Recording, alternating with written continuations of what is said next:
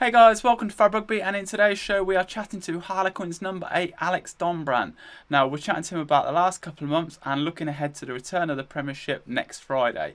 We will be doing another video with Alex where we give him your fan questions, which will be coming up in the next couple of weeks, so keep an eye out for that. But for now, let's get into today's video.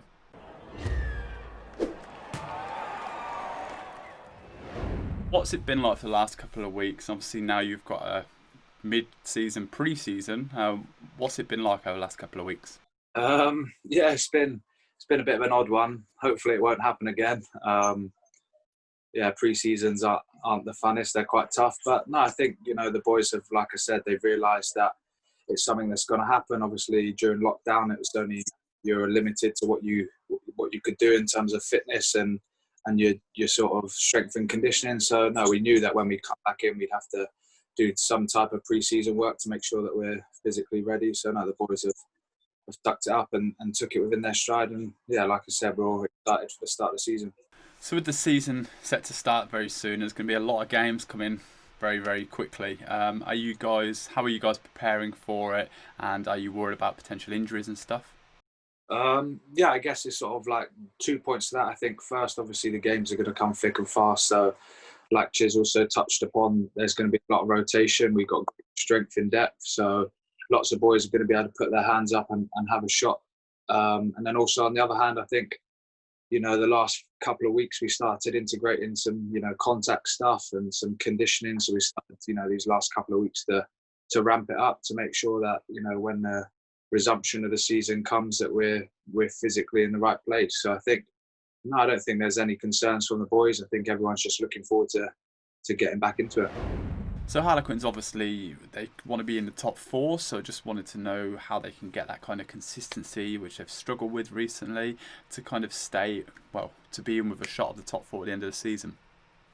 Yeah, I don't think we're far off. I think, with the fresh new faces that we've got in, and obviously the boys coming back from injury, I think we're not far off at all. It's just like you say, like consistently putting in good performances, minimising the mistakes that we're making, and all coming together and putting in good performances. I think that we can challenge the top of the league. So you've obviously had Joe Marchant over with the Blues in Super Rugby while you guys have all been on lockdown. I just wonder what it's like to have him in the squad. Yeah, no, it's been great. Obviously, he had a great experience over there and played with some great players. So no, he's come back and he's brought his usual great energy to the group. And obviously he picked up a few tricks of the trade from some of the players over there that will help him improve his game. But no, just for us, it would be great to see him sort of playing week in, week out for us and put good performances in like we know he can. We've had the recent news that Gabriel Bateoye is obviously leaving Harlequins to go to Agen. I just wanted to get your thoughts on it and whether you're disappointed he hasn't stayed with the squad. No, look, Gabs has made a decision that's best for himself and his family, and ultimately I respect it. Obviously, like Chiz touched upon, it's a loss for the club. He's a great talent. The stuff that he could do with the ball, not many other wingers can do. He's a very exciting player, but at the end of the day, he's made a decision which is best for himself and his family, and we all respect that and we wish him the best for the future. So obviously we're going to be playing in closed stadiums, so there's going to be no fans. Have you guys spoke about it in the squad, and do you think it's going to be a challenge to get emotionally up for the game?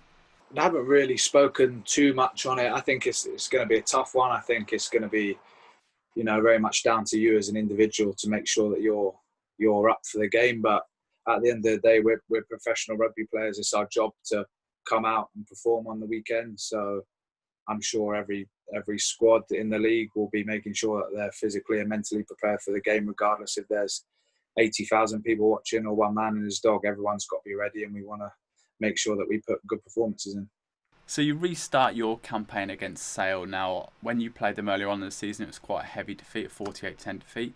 I just wanted to know if that's played a factor, or is that been discussed ahead of the first game back? Look, it hasn't been talked about that much, to be honest. But like you say, it's when you get beaten that convincingly, that a result like that does stay with you as a team and as a club. And look, we weren't at our best that day. We know we weren't. We were far from it. So look, it come a couple of weeks' time, it's a chance to put a few wrongs right. So that's what we'll be trying to do and put in a good performance that we can be proud of.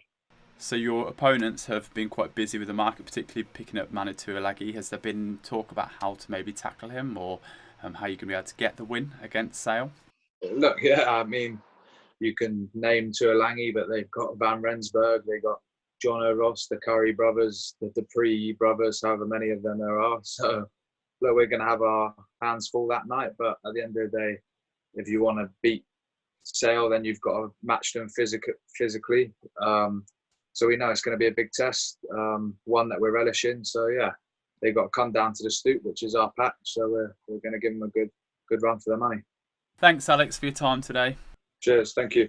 Guys, thanks a lot for watching today. I hope you enjoyed it. Make sure you hit like on this video, subscribe to Fab Rugby, and I'll see you guys soon for the next video. So thanks a lot for watching. Bye.